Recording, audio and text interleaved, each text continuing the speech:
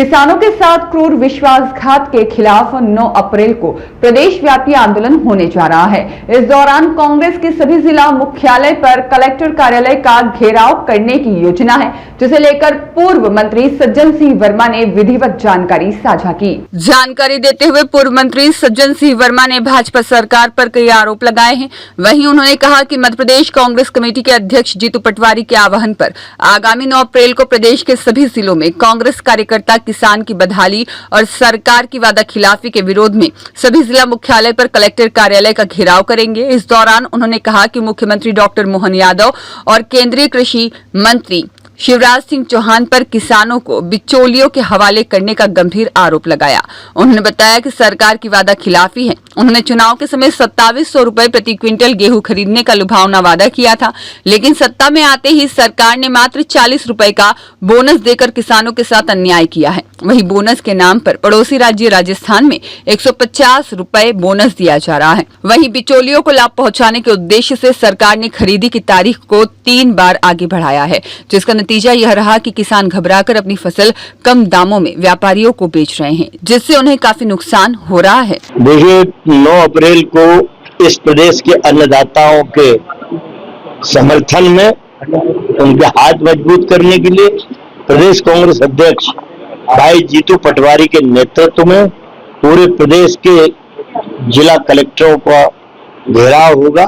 उसमें उमंग सिंगार से लेके सारी वरिष्ठ लीडरशिप शामिल होगी, ताकि किसान के हक की लड़ाई हम जमीन पे आके लड़ सके, उसका हक दिला सके। ये बड़ा आंदोलन है 9 अप्रैल का, पूरे प्रदेश में आपको देखने को मिलेगा।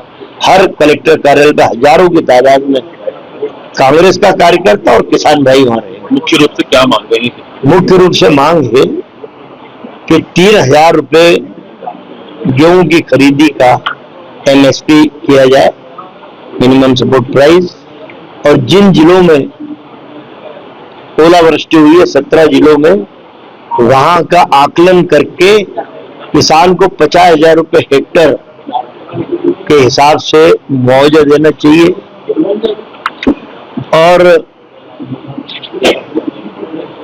मेरे किसानों का कर्जा, क्योंकि मोहन यादव की सरकार की गलत नीति की वजह से 28 मार्च को कर्ज चुकाने का समय दिया था किसान को, और खरीदी का समय 10 अप्रैल 15 अप्रैल, तो अधिकतर किसान डिफॉल्टर हो गए हैं।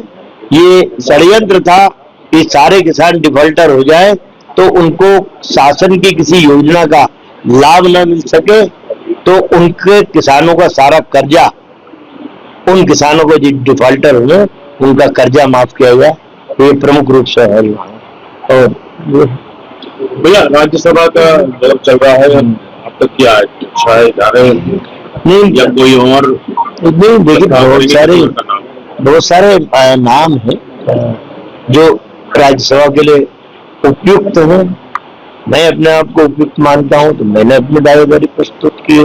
संसदीय अनुभव है लंबा, 5000 विधायक रहे, सांसद रहे, लोकसभा में कई बार मंत्री रहे, संसदीय ज्ञान है। तो इस समय तो सत्ताधारी दल भाजपा को बेनकाब करना, उसे घेरने का समय है। तो अनुभवी लोगों को यदि आएंगे तो अच्छा है।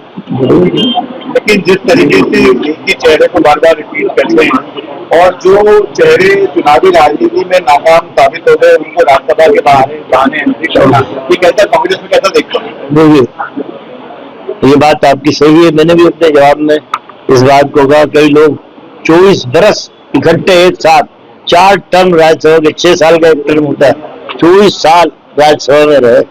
अब वो लोग कहाँ है पता नहीं होगा। कई लोग 18 साल, कई लोग 12 साल रहे। तो ये बात आपकी सही है कि नए लोगों को मौका देना चाहिए। और सवाल चुनाव में जीत हार की बात है।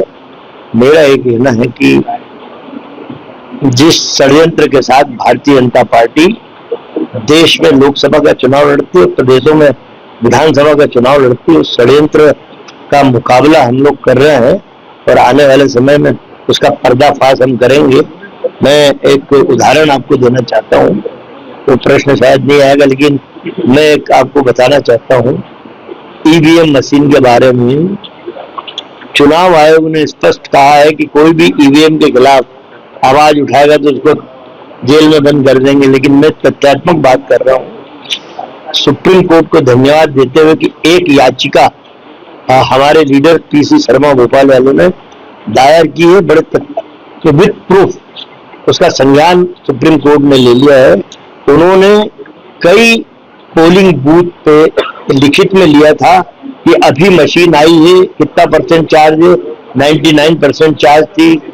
जब वो 10-11 घंटे वोट डले तब 72% चार्ज रह गई। स्ट्रांग रूम में 15 दिन रही, जब वही काउंटिंग के लिए निकल के आई तो 99% चार्ज थी। कौन सा मैकेनिज्म है, कौन सी टेक्नोलॉजी आ गई, ये भी पीसी शर्मा ने कहा कि जहां 72% चार्ज निकली काउंटिंग के दिन कांग्रेस जीती है, जहां 99% वापस चार्ज मिली है वहां कांग्रेस बहुत अधिक वोट से हारी है।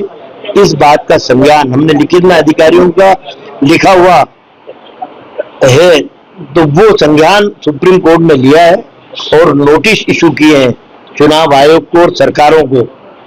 23 मार्च को ये तारीख थी और 23 अब चूंकि 2 महीने की छुट्टी है, अब 23 जुलाई लगी है, उस पर बहस होगी।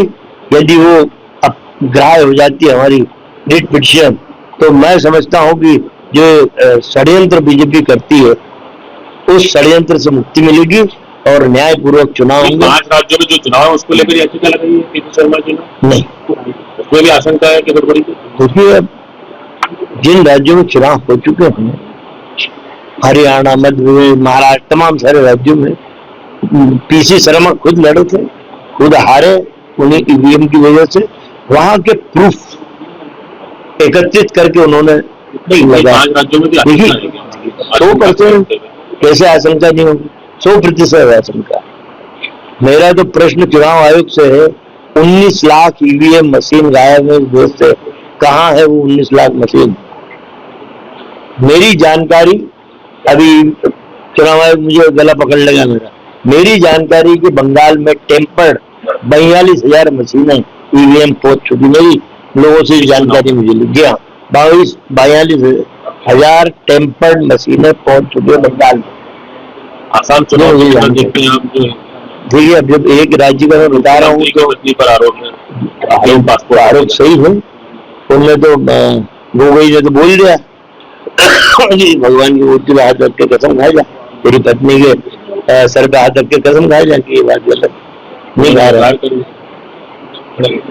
तो क्या होता है, सत्य परेशान हो सकता है, पराजित में गोगोई की बात सत्य साबित होगी और एक दिन उसको जेल में जाना पड़ेगा। ब्यूरो रिपोर्ट, सत्याग्रह न्यूज, मध्य प्रदेश।